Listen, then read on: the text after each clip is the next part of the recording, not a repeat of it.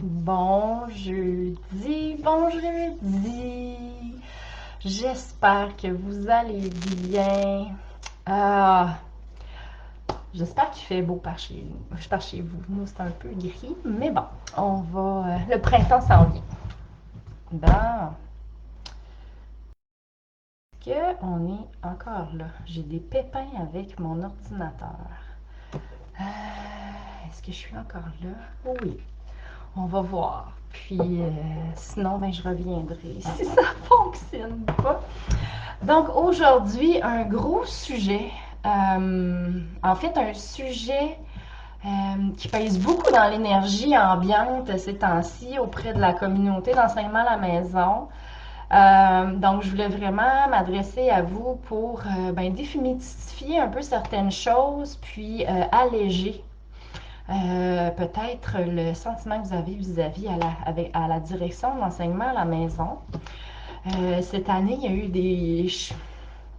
des précisions par rapport aux exigences de l'ADEME vis-à-vis les parents qui choisissent de faire l'enseignement à la maison, donc de prendre l'éducation de leur enfant en charge à temps plein. Et bien, avec ça, on est venu mettre l'emphase beaucoup plus sur le programme de formation de l'École québécoise, surtout en ce qui concerne l'évaluation de la progression des apprentissages qui est obligatoire, qui doit être faite au moins une fois par année, soit par un titulaire, par différentes choses, soit par un titulaire, soit par un portfolio qu'on envoie directement à l'ADEME, soit par des examens du ministère de commission scolaire ou d'école privée. Mais cette année, dans le milieu scolaire, les examens ont été annulés, donc on se retrouve avec deux choix seulement en ce qui concerne l'évaluation. Et là, beaucoup de parents trouvent que c'est une grande pression sur les épaules par rapport à ce qu'ils ont à présenter dans le portfolio, à insérer dans le portfolio. Et j'ai envie vraiment de vous présenter en gros c'est quoi le programme de formation de l'École québécoise, de vous vulgariser ça un peu, remancher ça dans mes mots euh, d'enseignante qui a étudié en enseignement. J'ai fait mon bac, puis on était comme dans la première cohorte à être formé sous le programme de formation de l'École québécoise. Donc, on était évalué selon des compétences aussi. Je dis pas que ça avait été mis en place de la meilleure façon qui soit parce qu'on était la première année. Mais on l'a vécu un peu et on étudie aussi le programme qui a une approche de développement, une approche par compétence qu'on appelle. Donc, au lieu d'évaluer, de miser le développement des apprentissages, favoriser les apprentissages de connaissances, chose que primaire, secondaire, moi c'est ça que j'ai connu, chose que beaucoup de gens ont connu comme ça à l'école et certains enseignants, enseignantes aussi font comme un mix d'enseignement de compétences et de connaissances. Puis, je dis pas que les connaissances n'ont plus lieu d'être, loin de là, mais c'est un nouveau paradigme auquel certains enseignants, enseignantes se familiarisent encore. Parce qu'on s'entend que des fois, quand il y a un changement, ça nous prend un certain temps de l'apprivoiser, de l'adopter, puis de l'insérer dans sa pratique. Et c'est aussi, surtout dans le contexte d'enseignement à la maison, euh, comme un nouveau monde qui s'ouvre pour les parents et qui peut être un beau défi, vraiment. Parce que ben on se dit, hey, je suis pas prof, puis là, il faut que je travaille avec le programme, puis oh mon Dieu, c'est ben trop, puis ça me stresse vraiment. Qu'est-ce que l'ADEME va dire? Euh, Juste avant ça, avant d'y aller avec toutes vos interrogations, je vous invite à commenter si vous avez des questions pour animer un peu la suite des choses. Je veux vraiment répondre à vos questions. Et si vous écoutez en replay, hashtag replay, ça va me faire plaisir de répondre aussi à vos questions par la suite. Donc, première chose, par où je commence? Donc, première chose à savoir sur le programme de formation de l'École québécoise, c'est un programme qui a vu le jour dans les années, début des années 2000-ish, là, je ne saurais pas vous dire la date exactement. Et il a une triple mission, celle d'instruire, de socialiser et de qualifier. On s'entend qu'en contexte d'enseignement à la maison, ben, le qualifier, ben, ça va être, on va le déléguer aux instances, genre commission scolaire, pour que l'enfant puisse faire les examens puis avoir son DES, par exemple, de délivrer. Maintenant, donc pour instruire et socialiser, ben, c'est deux choses que les parents font pas mal, éducateurs en fait, ont à faire. Donc, socialiser, ça peut être juste avec la fratrie, ça peut être quand on sort à l'épicerie. Là, on s'entend qu'en temps de pandémie, c'est un beau défi, mais ça peut être réalisable sous format virtuel. Il y a beaucoup de cours qui sont créés aussi en ligne. Donc, ça permet de pallier un peu à cette socialisation que les enfants ben, bénéficient moins en étant scolarisés à la maison, malheureusement, parce que ben, on s'entend que dans le milieu scolaire, les enfants sont retournés à l'école, mais certains groupes de soutien, par exemple, n'ont pas pu encore recommencer leurs activités, puis ça, c'est dommage. Mais les parents, je vous invite à faire preuve d'ingéniosité pour continuer à socialiser, pas juste en famille, mais peut-être avec la famille élargie, les amis. Ça peut être aussi par les moyens de jadis, exemple les lettres, qui permettent de venir travailler certaines choses aussi côté plus apprentissage. Donc ça peut être intéressant. Et ensuite, pour instruire, ben là, l'instruction, on vient parler des compétences de base qui nous permettent d'une fois après avoir, dans le fond, terminé notre secondaire, à peu près à 16-17 ans, ben, on est capable, on est outillé pour ben, veiller à nos propres besoins, se développer, être bien, s'assurer qu'on ait un certain niveau de bien-être, s'assurer de notre santé, etc. Donc, à quoi ça sert de connaître à peu près, en gros, le programme de formation de l'École québécoise du Québec? Pour les parents éducateurs du Québec, on s'entend. Si vous restez ailleurs, ça ne s'adresse pas nécessairement à vous. Bien, ça va vous permettre, premièrement, de connaître le jargon scolaire qui est utilisé à la direction d'enseignement à la maison, à l'ADEME. Donc, ça va peut-être faciliter aussi vos échanges avec eux. Vous allez vous sentir davantage en confiance parce que vous savez davantage c'est quoi leurs attentes, sur quoi ils se basent. Et donc, ça permet de faciliter les communications, gagner votre niveau de confiance et aussi ben, vous sentir plus compétent dans votre rôle de parent éducateur. Là, c'est drôle parce qu'on parle ici d'une approche par compétence. Donc, une approche par compétence, c'est quoi? C'est une approche où on met à profit tous nos outils, nos stratégies, nos ressources et nos connaissances. Donc ici, les apprentissages, ce ne sont pas que des connaissances, mais les connaissances vont avoir une grande partie dans la balance parce que ben, quand on connaît davantage de choses, ben, on est capable d'aller chercher d'autres informations, on sait où aller piger pour améliorer notre niveau de compétence. Je prends par exemple, si on parle d'un avocat qui est compétent en. Là, je sais pas, j'ai choisi bon, je connais zéro le droit, mais qui est compétent en droit de la famille, par exemple. Donc, ce ne sera pas seulement les connaissances par rapport au droit de la famille, parce qu'il y a beaucoup d'interprétations aussi qui sont là. Donc, on peut venir, il y a d'autres habiletés, d'autres stratégies qui sont à mettre à profit pour qu'on puisse dire hein, cette personne-là est vraiment compétente. Euh, donc, j'ai envie simplement de vous dire, de te dire, en fait, je vais vous parler personnellement parce que c'est super important de s'approprier cette énergie-là. Quand tu deviens parent éducateur, c'est normal que tu ne saches pas tout. C'est normal que tu trouves ça difficile. que tu ne saches pas trop où t'en aller. C'est normal que tu te trouves incompétent, incompétente.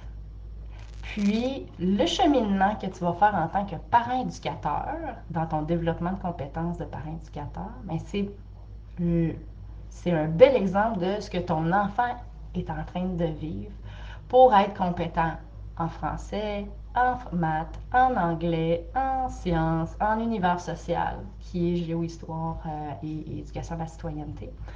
Donc, dans chacune des matières, ton enfant est en train de vivre sensiblement la même chose que toi.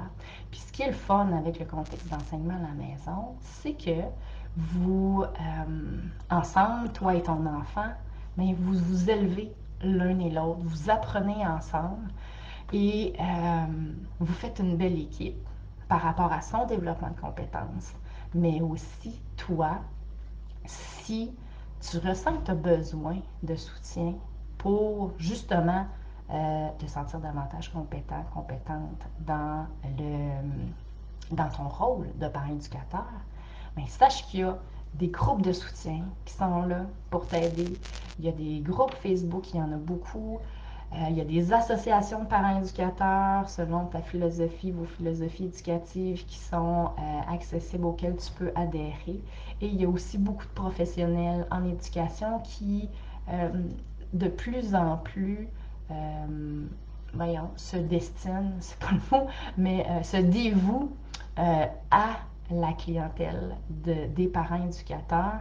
Personnellement, vous êtes, tu es ma clientèle cible, ma clientèle préférée, parce que ce que j'ai envie, c'est de te partager mes connaissances, que tu passes moins de temps à chercher tout ça, que je te guide, que je te soutienne pour venir développer ce sentiment de compétence-là comme parent éducateur. Donc, puis, ce que je travaille aussi en accompagnement, privé surtout, c'est qu'on va on va venir ensemble discuter de c'est quoi tes défis. On va venir ensemble réaliser les tâches qui sont à réaliser auprès de l'ADEME. Comme ça, tranquillement, pas vite, ben, je partage le jargon du milieu de l'éducation et tu te l'appropries tranquillement. Tu as un modèle sur lequel te baser, exemple pour le projet d'apprentissage, exemple pour le bilan de parcours. Tu as des modèles sur lesquels te baser pour voir, ah, ok, ça je peux le formuler comme ça. J'aurais jamais pensé le formuler comme ça. Maintenant, ben, tu le sais, tu peux retourner chercher ça. C'est ça qui est intéressant, c'est pas d'apprendre du par cœur comme on l'a déjà appris. Maintenant, avec Internet, avec les outils numériques, avec la prise de notes, on sait que dans la vraie vie, on a accès à tout. Fait qu'un développement de compétences, c'est d'aller chercher les outils qui sont à notre disposition, d'utiliser des stratégies, de faire des liens entre certaines expériences que vous avez vécues et de ramener ça dans un nouveau contexte. C'est ça, un développement de compétences. Donc, c'est de réfléchir, c'est de verbaliser surtout, et c'est d'écrire, de voir de quelle façon nous, on fonctionne pour apprendre, pour nous développer, pour devenir, vous nous élever vers une version, une meilleure version chaque jour par rapport à où on était. Donc, c'est vraiment, vraiment un nouveau paradigme qu'on a à s'approprier que de voir le développement de l'enfant dans un développement de compétences, le fait qu'il est capable d'aller chercher ses outils, même s'il y a de la difficulté, le fait de voir toutes les possibilités que le quotidien nous offre pour développer nos compétences. Un exemple concret, on fait une recette, il nous manque de farine. C'est un exemple qu'une de mes clientes m'a partagé cette semaine. Manque de farine, il faut qu'on divise notre recette par deux. Mais là, on vient travailler les fractions. C'est du très concret, on s'entend. Il n'y a personne qui va dire à quoi ça sert les fractions. Puis, quand on réussit, on voit que notre recette fonctionne, même s'il a fallu qu'on l'ajuste, ben, c'est une réussite qu'on vit, c'est un succès qu'on vit, puis on se sent de plus en plus compétent à jouer avec les chiffres. Donc, c'est ça. Puis, ce qui est intéressant dans le développement de compétences, c'est que quand on travaille, exemple, une compétence, là, ici, je parle des fractions, on a fait des mathématiques, mais en même temps, en lisant la recette, on a fait du français. Donc, le français, il se travaille au travers. Et si on avait choisi une recette en anglais, ben, on aurait travaillé notre compétence de lecture en anglais, de comprendre les textes entendus. Donc, c'est vraiment euh, une, un, pour moi, le programme de formation de l'École québécoise est magnifique dans le sens où, en contexte d'enseignement à la maison, ça peut être très léger. C'est certain qu'il faut mettre notre monocle de parent éducateur, comme j'aime bien le dire souvent. Si vous avez vu mes derniers lives, surtout celui de magie éducative, je vous en parle davantage. Et c'est super important de s'ouvrir à toutes les possibilités d'apprendre, d'aller voir les passions, puis à partir des intérêts du moment de l'enfant, parce qu'on s'entend, on peut toujours changer d'intérêt, puis il y en a qui butinent plus rapidement que d'autres, puis c'est bien correct.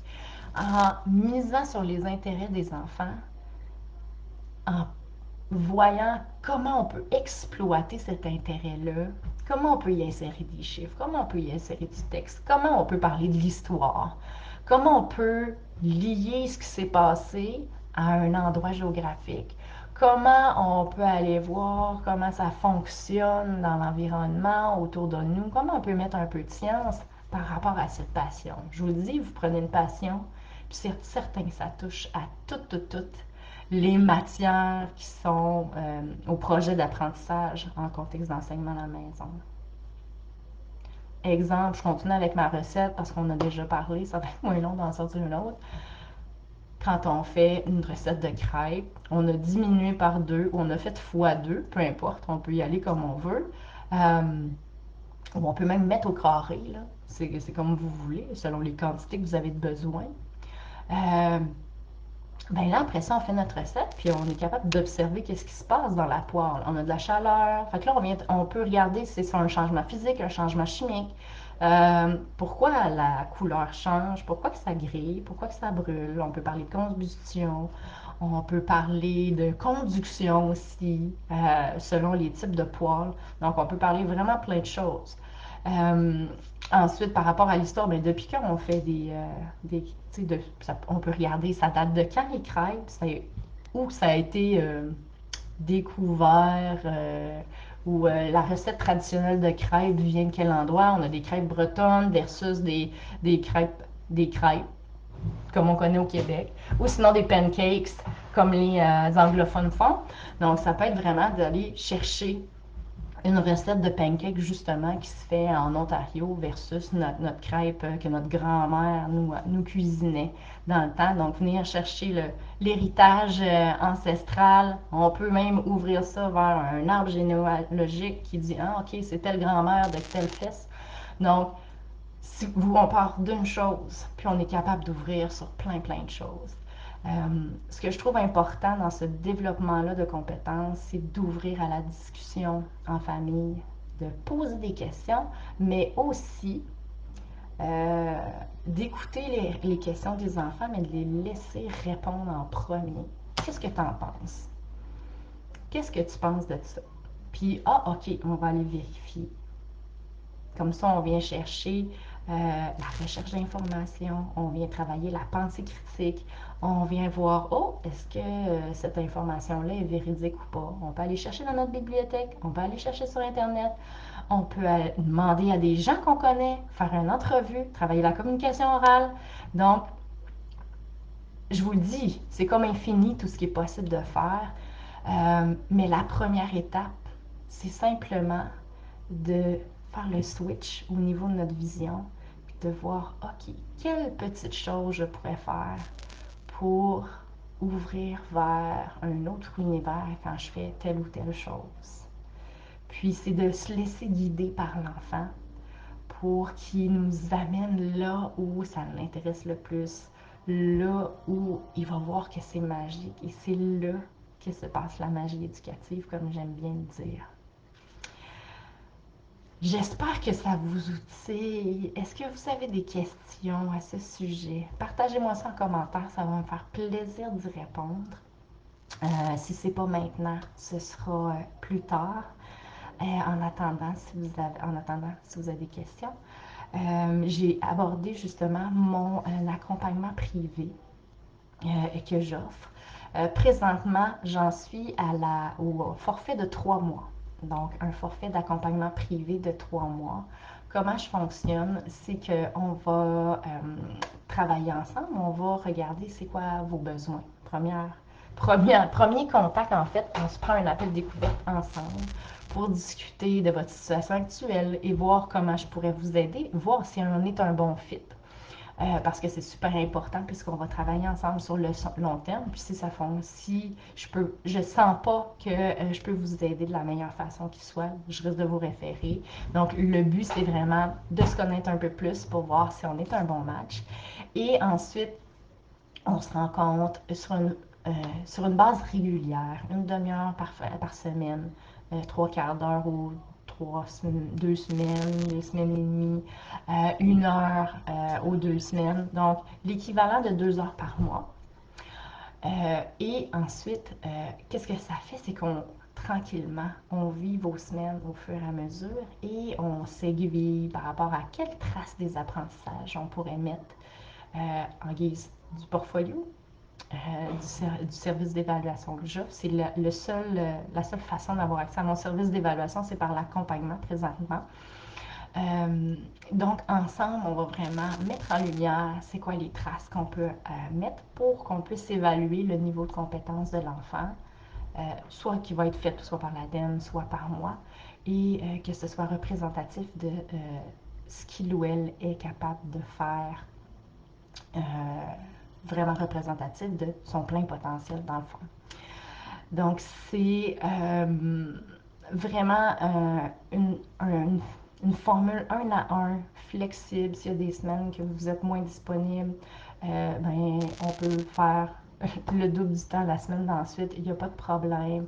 Les paiements aussi sont flexibles. C'est sûr. Ça se fait sur plusieurs mois selon vos budgets. Donc, votre budget mensuel, il n'y a pas de problème. Et ensuite, si vous voulez voir tous les détails, c'est disponible sur mon site internet julieabordelot.com/accompagnement. Donc, n'hésitez pas. Vous pouvez venir me parler en privé si, ah, ouais, ça me parle, j'aurais peut-être besoin d'aide, je ne suis pas certaine. Il n'y a pas de problème. J'offre aussi d'autres services. Si c'est plus, ah, j'aurais peut-être besoin d'aide pour créer mon portfolio, ça va sortir au courant du mois d'avril, soit dit en passant, ce service. Voilà. Donc, merci d'avoir été là. Merci beaucoup. Je vous invite à vous ouvrir à toutes les opportunités d'apprendre, à voir les contextes d'apprentissage dans vos petits moments du quotidien et de poser des questions, de discuter avec vos enfants. C'est comme ça qu'ensemble, vous allez vous élever l'un et l'autre. Et si vous avez besoin d'aide, je suis là. Bonne semaine.